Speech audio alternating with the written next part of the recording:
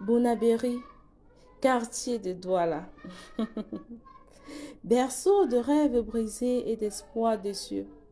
Ici, l'eau, cette ressource de vie, s'est volatilisée, laissant derrière elle un désert aride au cœur d'une ville gorgée d'une nappe phréatique. Les robinets, autrefois promesses d'un quotidien fluide, sont devenus des muets témoins d'une gestion calamiteuse. Dans ce décor de pénurie, les habitants de Bonabéry mènent un combat quotidien pour une ressource vitale. Chaque seau d'eau rapporté est une victoire éphémère, un sursis dans une lutte sans fin. Tandis que la nature offre ses richesses en abondance, l'homme, dans sa folie, les dilapide. Ce calvaire n'est pas isolé. Il s'inscrit dans un tableau plus large, celui d'un pays aux ressources immenses, mais aux infrastructures défaillantes.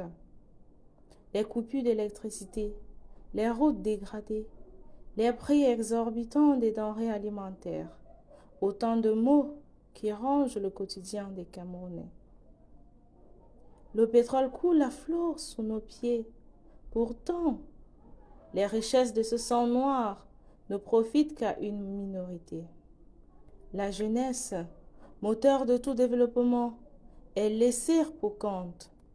Diplômés sans emploi, ils sont contraints de se tourner vers l'informel pour survivre.